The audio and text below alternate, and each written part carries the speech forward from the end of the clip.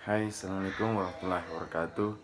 Bersama lagi saya Zulfahmi Bahardin, mahasiswa BK Fakultas Ilmu Pendidikan Universitas Negeri Makassar, kelas B angkatan 2018.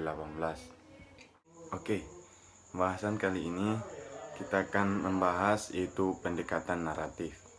Nah, sebelumnya itu kita sudah membahas apa itu SFBC atau Solution Focus Brief Counseling. Nah, sekarang ini kita lanjut ke pendekatan naratif. Nah, apa itu naratif? Nah, naratif itu adalah pendekatan postmodern, merupakan terapi yang pendekatannya melalui narasi atau cerita. Biografi dari pendekatan naratif itu sendiri yaitu Michael White bersama dengan David Epstein, pendiri atau pengemban terapi naratif pada tahun 90-an. Hakikat manusia teknik pendekatan naratif. Naratif terapi kehidupan manusia dibentuk dalam narasi keluarga dan pribadi yang mempertahankan proses dan makna kehidupan tiap individu.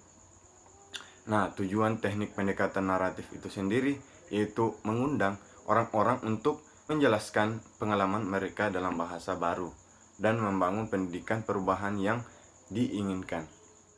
Tahapan teknik pendekatan naratif yaitu berkolaborasi dengan klien untuk sampai pada masalah. Menyelidiki bagaimana masalah pengicilan hati klien, mengundang klien untuk melihat diri dari perspektif yang berbeda melalui alternatif dari peristiwa yang dialaminya. Nah, menemukan momen ketika klien tidak didominasi atau didorong oleh masalah, dia mencari pengecualian terhadap masalahnya. Dan menemukan bukti historis untuk mendorong pandangan baru atau keluar dari nansi atau tekanan masalahnya. Selanjutnya itu teknik terapi naratif. Nah, teknik naratif itu ada pertanyaan dan pertanyaan lagi, yaitu menggunakan pertanyaan sebagai upaya untuk memunculkan pengalaman dan bukanlah pengumpulan informasi. Tujuan bertanya di sini adalah untuk terus menemukan atau membentuk pengalaman klien sehingga terapis memahami arah mana yang harus ditempuhnya. Yang kedua itu eksternalisasi dan pembentukan kembali.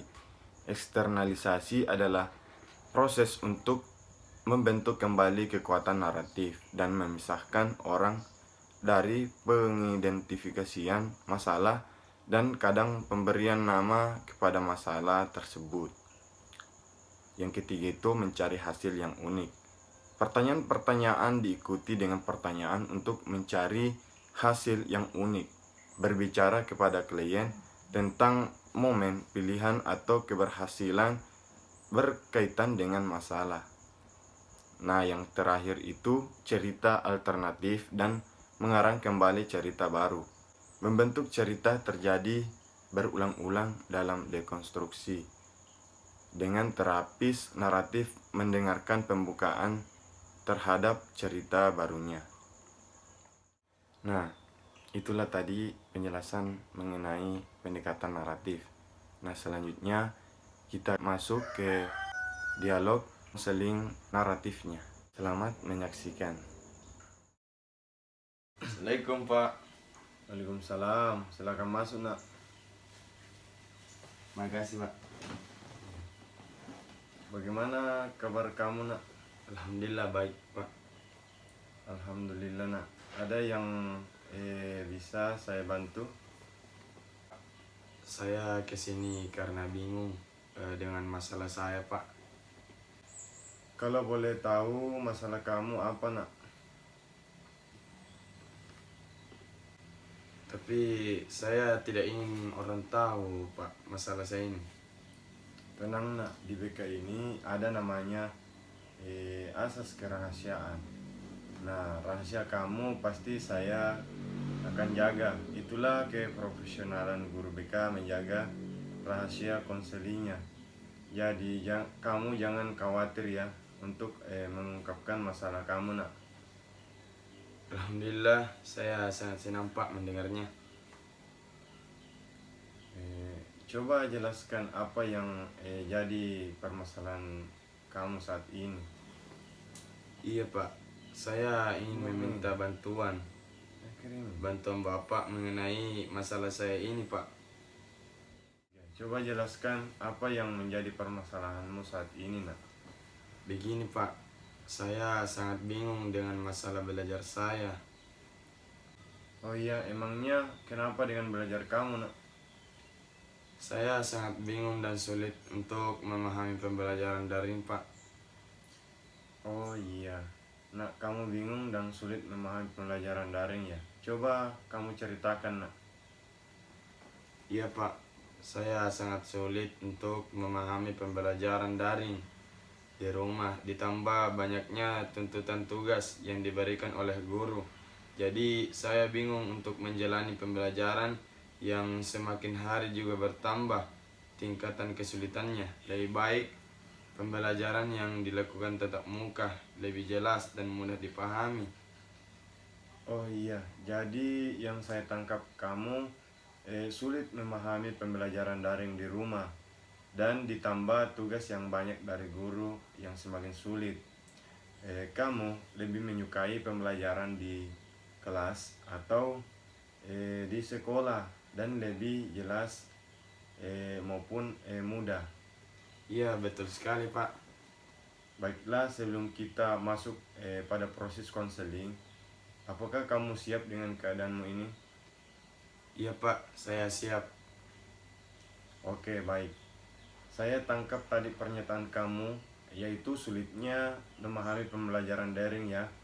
Nah, kamu sulit di bagian mananya, nak? Apakah dengan materi pembelajarannya atau karena dukungan sistem seperti jaringan, alat komunikasi, kuota dan lain-lain yang tidak memadai untuk kamu belajar daring atau masalah lainnya, nak? Iya, Pak, saya kurang memahami materi pembelajaran dikarenakan jaringan di rumah yang kurang memadai dan akhirnya saya kurang aktif dalam proses belajar.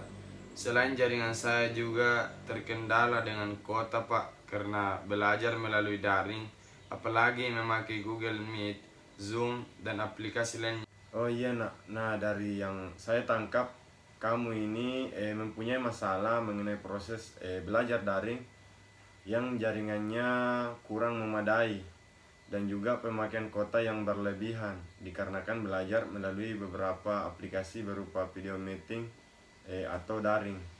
Iya Pak, betul.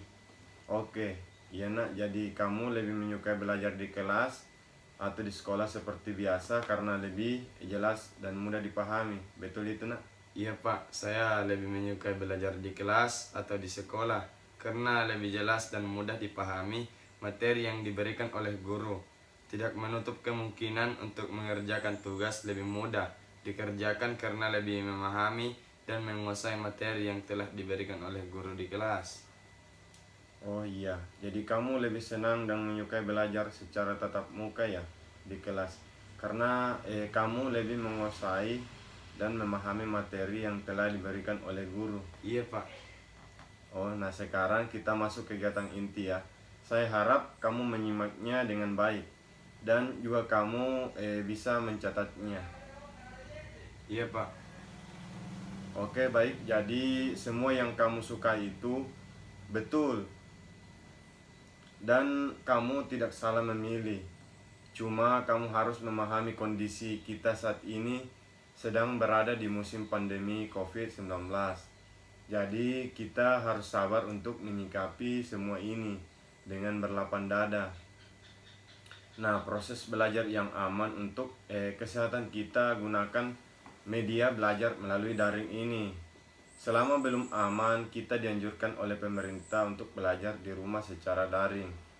Cara atau tips yang efektif kamu lakukan jika ada kendala yang kamu alami seperti ini. Pertama itu, kamu bisa menyampaikan kepada guru pembelajaran tersebut terkait dengan masalahmu saat ini.